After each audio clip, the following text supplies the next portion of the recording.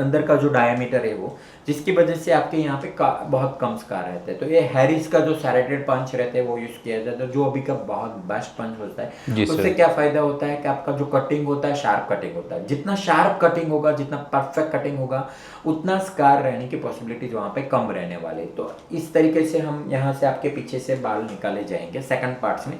अगर आपकी big F technique इसके लिए हमें 2 दिन ज़रूरत पड़ती है, या 2 बार में निकालने की ज़रूरत पड़ती है, या 2 दिन की ज़रूरत पड़ती है। तो पहले पार्ट्स में हम अप्रोक्सीमेटली 2500 ग्राफ निकालेंगे और उसको फिर इम्प्लांट किया जाएगा। दोस्तों थर्ड पार्ट है वो इम्प्लांटेशन का पार्ट है, जिसमें हम जो यूज़ करते हैं वो किप इम्प्लांटर यूज़ करते हैं। ऐसा एक इम्प्लांटर है, उसके अंदर एक छोटी सी ग्रूव है, आप देख सकते हो।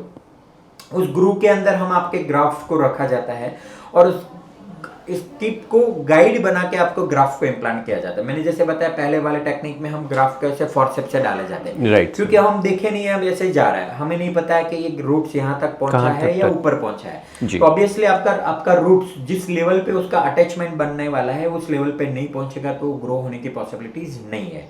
जिस लेवल पे हमें चाहिए उस लेवल पे पहुंचेगा तो ही वो ग्रो होगा अटैचमेंट, क्योंकि हमारी जो स्किन के लेयर है वो 7 लेयर है, हमारे जो रूट्स है वो 6 और 7 लेयर के बीच में अटैच होते हैं, जहां से उसके nerves, blood vessel, supply start होते हैं। तो अगर आपके ग्राफ ऊपर इम्प्लांट हुआ है तो ग्रो नहीं होगा, अगर ज़्यादा इम्प्लांट हुआ है तो ग्रो नहीं होगा। दूसरे आपके जो ग्राफ्ट होते हैं वो मल्टीपल फॉलिकल में होते हैं, जैसे मैंने आपको बताया कोई ग्राफ्ट 2 फॉलिकल के, 3 फॉलिकल के है, 4 फॉलिकल के। हमारे जो ग्राफ्ट होता है वो किसी एनाजन स्टेज में रहता है, किसी टेलोजन फेज में रहता है। तो एनाजन वाला लंबा रहेगा, टेलोजन वाला ऐसा रहेगा। तो नॉर्मल टेक्निक में कैसे होता है, आपके ग्राफ्ट कैसे इंप्लांट किया जा रहा है, तो 2 फॉलिकल अंदर गया, 1 फॉलिकल ऐसे बाहर रह गया, तो आपका लॉस्ट हो गया यहाँ पे अच्छा ग्राफ्ट का।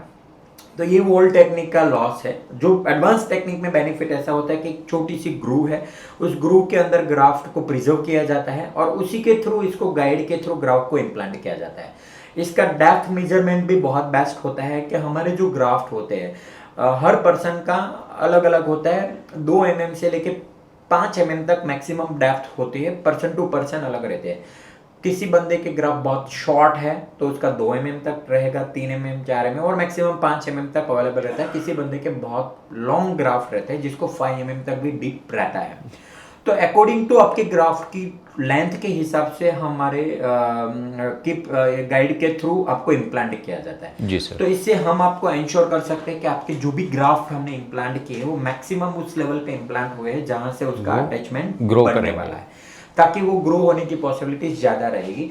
तो ये जो हमारी बिग एफ टेक्निक है उसमें सफायर ब्लेड से हॉल्स किया जाएगा, आपके ग्राफ्ट को हैरिशपन से एक्सट्रैक्ट किया जाएगा, ये जो गाइड है उसके थ्रू इम्प्लांट किया जाएगा। उसके अलावा मेन इंपॉर्टेंट थिंग जो है वो, अभी आपके हेयर रूट्स आपके बॉडी में अटैच है तो उसको न्यूट्रिशन मिल रहा है, right sir. But during procedure हम आपके रूट्स को बाहर निकालते हैं। तो उस रूट्स को बाहर निकालते हैं जो नॉर्मल ट्रे में प्रिजर्व करते हैं, ऐसे पंच के थ्रू निकाल के फॉरसेप्स से प्लग करके ट्रे में प्रिजर्व किए जाते हैं। तो ये जो आउटसाइड टाइम है उस टाइम तक उसका क्या सर्वाइवल है, उस टाइम पे क्या क्या कॉम्प्रोमाइज होता है, वो सारी चीज को केयर करना बहुत जरूरी है। तो हमारे बॉडी में एक वॉल्यूम फ्लूइड मूव होता है, जो वॉल्यूम फ्लूइड के थ्रू हमारे हर बॉडी के पार्ट्स को न्यूट्रिशन सप्लाई मिलती है, उसके थ्रू उसकी हर सप्लाईज मिलते हैं जिसके थ्रू उसका ग्रोथ रहता है। तो बिग एफ टेक्निक में हम आपके ग्राफ्ट को जो निकालते हैं वो तो साथ में नहीं निकालते, हम पार्ट्स में निकालते हैं, क्योंकि हमारे हर बॉडी के ऑर्गन्स की एक आउटसाइड बॉडी लाइफ रहती है। अगर मैं एक एग्जांपल बताना चाहूँ तो शायद आपको एक कॉमन लैंग्वेज में बताऊँ, कोई बंदा अगर एक्सीडेंट्स होता है और उसका ब्रेन का कोई एक्सीडेंट होता है तो उसको अगर बहुत ही कम टाइम में हॉस्पिटल में नहीं पहुंचाया जाए तो वो एक्सपायर होने की पॉसिबिलिटी है, शायद आपने सुना होगा।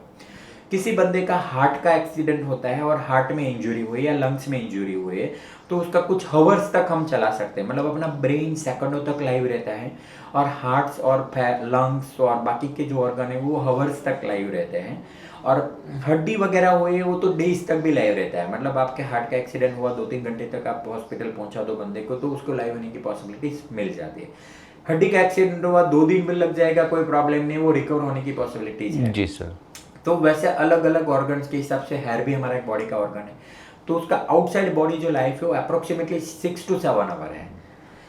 6 से 7 घंटा तक वो आउटसाइड बॉडी अच्छा रहता है और लाइव रहता है और हम उसको वापस इम्प्लांट करेंगे तो ग्रो हो सकता है। बट ऑब्वियसली वो 6 से 7 घंटा उसको न्यूट्रिशन नहीं मिलने वाला, क्योंकि उसका अटैचमेंट कट हो चुका है जहाँ से उसको न्यूट्रिशन मिलता है वो।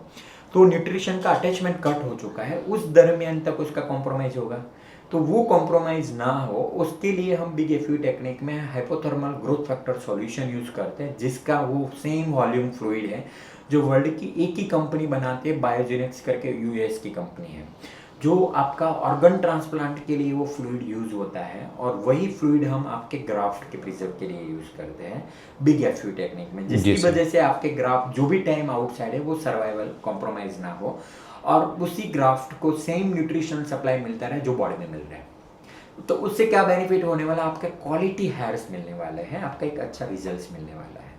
और बिग एफयू टेक्निक में हम आपके ग्राफ्ट को एक साथ में नहीं निकालते, डायरेक्ट के हिसाब से निकालते हैं, टाइम टू टाइम। मतलब आपके 4000 ग्राफ का प्लान है तो हम पार्ट्स में डिवाइड कर देंगे और थोड़े थोड़े ग्राफ करके इम्प्लांट करेंगे, जिसकी वजह से आपका आउटसाइड बॉडी टाइम भी बहुत कम हो जाता है। एक मेन इंपॉर्टेंट पार्ट है। तो ये बिग एफयू टेक्निक इस तरीके से होती है, जैसे पहले स्लिट्स, सेकंड एक्सट्रैक्शन, फिर इम्प्लांटेशन। ये ऐसी प्रोसीजर है जो मैंने बताया, लाइव प्रोसीजर है। तो हेयर ट्रांसप्लांट के दरमियान आप खुद पानी पीना है तो आप पानी पी सकते हो उठ के, आपको वॉशरूम जाना है तो आप उठ के वॉशरूम जा सकते हो। 6 से 7 घंटे की प्रोसीजर है, बीच में एक लंच ब्रेक लिया जाता है, आप उठ के खुद का लंच करके आप बैठ सकते हो और अगेन वापस प्रोसीजर स्टार्ट होते हैं। उसके बाद आपका लास्ट 6-7 घंटे के बाद आपका प्रोसीजर खत्म होने के बाद आप खुद उठ के आप घर जा सकते हो। इतना अच्छा हेयर ट्रांसप्लांट सेफ प्रोसीजर है, जिसमें हॉस्पिटल में दाखिल रहने की ज़रूरत नहीं है। आप नेक्स्ट डे मॉर्निंग में या सेम डे 2-3 घंटे का ट्रैवल है तो आप आराम से ट्रैवल भी कर सकते हो, आपको कोई दिक्कत नहीं आती है।